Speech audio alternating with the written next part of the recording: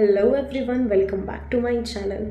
तो ये ब्लॉग उन स्टूडेंट्स के लिए होने वाला है जो कि 12th पास करके कोटा आना चाहते हो नीट की प्रिपरेशंस के लिए। अगर आप एलएन ज्वाइन करना चाहते हो तो उन चीज़ों से रिलेटेड मैं इन्फॉर्मेशन देने वाली हूँ कि कैसे आप एडमिशन करा सकते हो, आपको कौन सा बैच ज्वाइन करना चाहिए, कौन सा नहीं करना चाहिए। उन सब चीज़ों से रिलेटेड ये ब्लॉग होने वाला है। एक्चुअली मैं खुद एक एलएन स्टूडेंट हूँ और मैंने इसी साल यहाँ पे एडमिशन लिया है। तो मैंने कौन सी ऐसी गलती करी है जो कि आप लोगों को नहीं करनी चाहिए, उन सब चीज़ों से रिलेटेड मैं आपको चीज़ें बताऊँगी जो कि आपको नहीं करनी है और वो आपके लिए गलत भी साबित हो सकता है। तो ज़्यादा डिले नहीं करते हैं, लेट्स स्टार्ट। तो इसी साल मैंने 12th का एग्ज़ाम दिया और मुझे अच्छे परसेंटेज भी आए हैं। अच्छे परसेंटेज से मैं पास भी हो गई हूँ और मैंने नीट का भी पहला अटेम्प्ट दिया है। तो मुझे उतने कुछ खास मार्क्स नहीं आए थे, 400 अप्रॉक्स मार्क्स आए थे, जो कि इनसफिशिएंट है सिलेक्शन के लिए, एक अच्छे कॉलेज के लिए। तो फिर मेरे घर वालों ने डिसाइड करा कि मुझे कोटा जाना चाहिए और वहाँ पे पढ़ाई करनी चाहिए ताकि अच्छे मार्क्स आ सके और अच्छा कॉलेज मिले।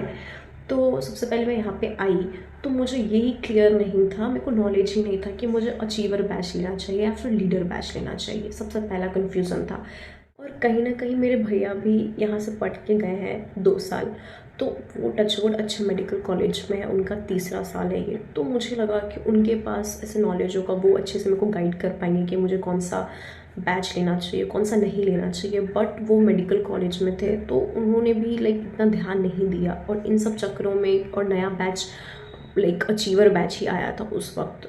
तो मैंने अचीवर बैच ही ले लिया। मेरे को उतना नॉलेज ही नहीं था कि मेरे को कौन सा बैच लेना चाहिए, नहीं लेना चाहिए, मेरा बेस कितना स्ट्रॉन्ग है नहीं है, उस अकॉर्डिंग लेना चाहिए। तो जल्दबाजी के चक्कर में मैंने अचीवर बैच ले लिया और उस वक्त वही बैच आया हुआ था तो मैंने उसमें एनरोल कर लिया। बट यहाँ पे मेरे साथ सबसे बड़ी प्रॉब्लम ये हुई कि मेरे बेसिक्स उतने अच्छे से क्लियर नहीं थे, जिसकी वजह से मुझे अचीवर बैच में थोड़ा दिक्कत आना शुरू हो गया है। अचीवर बैच एक रिवीजन बैच है। बेसिकली वो एक्स एलएम स्टूडेंट्स के लिए जो कि एलएम में पहले भी पढ़ चुके हैं, तो उनको बेसिक्स क्लियर नहीं करने, उन्हें सिर्फ रिवीजन करना है ताकि वो अच्छे से जो भी थोड़े बहुत डाउट उनके रह गए हैं वो क्लियर करके आगे वो बढ़ सकें।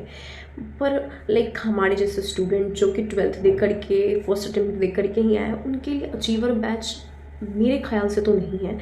अगर आप बहुत तेज हो, आपका बेसिक क्लियर है, तो आपको डेफिनेटली अचीवर बैच के साथ ही जाना चाहिए। और अगर आपका बेसिक थोड़ा कमज़ोर है तो आपको लीडर बैच के साथ जाना चाहिए, क्योंकि लीडर बैच में वो हर कुछ बेसिक से क्लियर करते हैं और डिटेल में बताते हैं, बेसिक से क्लियर करते हैं। ओवरऑल वो एकदम ए से जेड तक पढ़ाते हैं उस टाइप से। और अचीवर बैच में है कि वो आपको वर्ड्स बनाना सिखाना चालू कर देते हैं। वो रिवीजन कराते हैं, ओवरऑल समराइज करके पढ़ाते हैं, या फिर वो उतना बेसिक नहीं कराते हैं क्योंकि उन्हें तो वही चीज़ पता है ना कि इसमें मोस्टली एक्स एलएन स्टूडेंट है जिनको पहले से ही सब कुछ पता है, बेसिक्स क्लियर है उनके। तो उनको डायरेक्ट वर्ड बनाना सिखाना है हमको, या फिर कोई न्यूमेरिकल है या फिर कोई टॉपिक है तो उनको वो डायरेक्टली पढ़ा देते हैं। तो उनको तो वो क्लियर है तो टीचर भी उस अकॉर्डिंग ही पढ़ाते हैं।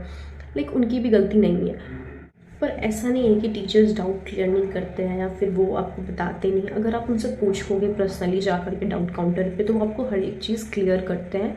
जो भी आपको इश्यूज़ आ रहे हैं न्यूमेरिकल में या फिर टॉपिक में, वो सब कुछ क्लियर करते हैं।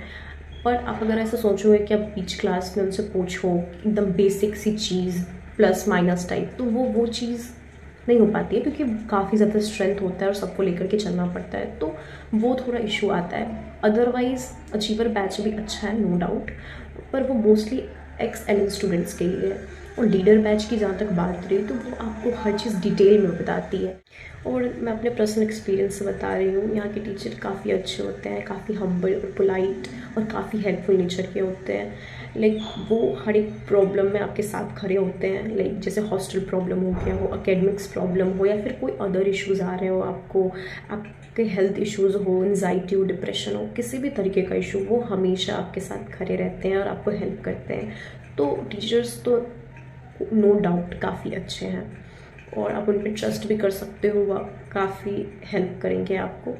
और जहाँ तक बात रही हमारे बैचेस की, तो अगर आपके बेसिक्स क्लियर नहीं है तो मेरी तरफ से मैं सजेस्ट करूँगी कि आपको लीडर बैच लेना चाहिए, क्योंकि आपके बेसिक्स ही क्लियर नहीं है तो आप एडवांस क्या ही कर पाओगे ना।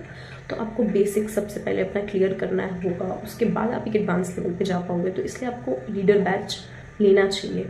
और अचीवर बैच उन बच्चों के लिए जिनके बेसिक्स क्लियर हैं और वो लाइक समझ जाते हैं, हर चीज़ ईजिली कैच कर लेते हैं, उनको ज़्यादा इश्यूज़ नहीं आते हैं, तो उनके लिए वो अचीवर बैच, रिवीजन बैच काफ़ी अच्छा है।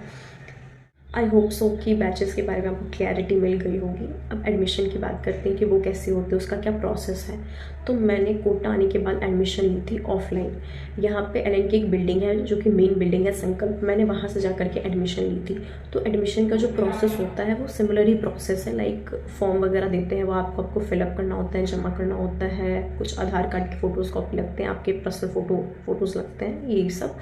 और उसके बाद जब एक बार आपका एडमिशन हो जाता है तो वो आपका बैच बता देते हैं आपको, आपने जो सेलेक्ट किया, लीडर किया तो लीडर बैच, अगर अचीवर किया तो अचीवर बैच। उसके अकॉर्डिंग बैचेस क्लियर हो जाते हैं। उसके बाद वो आपको बता देते हैं कि आपको कौन सी बिल्डिंग अलॉट करी गई है, और उस हिसाब से फिर रूम नंबर वगैरह सब कुछ क्लियर कर देते हैं वो। एक बार बिल्डिंग और क्लासरूम डिसाइड होने के बाद आप हॉस्टल भी इजी ले सकते हो। अगर आप बिल्डिंग के बगल वाला हॉस्टल लेना चाहते हो तो वो थोड़ा प्राइस में ज़्यादा होगा रूम रेंट, और अगर आप 1-2 गली बाद वाला हॉस्टल लोगे तो वो थोड़ा रूम रेंट कम लगेगा। वो आप अपने बजट के अकॉर्डिंग देख सकते हो, ले सकते हो। और हॉस्टल यहाँ पे अनलिमिटेड अवेलेबल है, चाहे वो गर्ल्स हॉस्टल हो या फिर बॉयज़ हॉस्टल हो, उसमें कोई दिक्कत नहीं आएगी, वो आप इजीली ले सकते हो।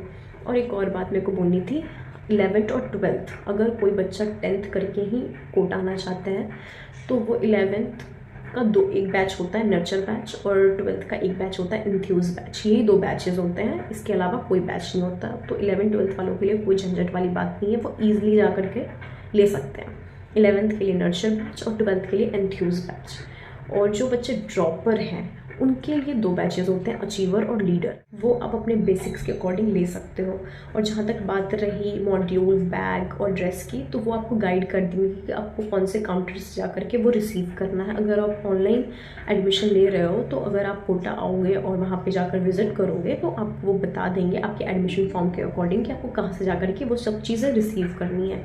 और एक और चीज़, अगर अच्छे से पढ़ाई करनी है तो प्लीज़ मेक श्योर कि आप NCERT रखो, 11th की 12th की सारी, और उनसे भी पढ़ाई करो और मॉड्यूल से भी पढ़ाई करो, दोनों को स्टेबल करके चलो।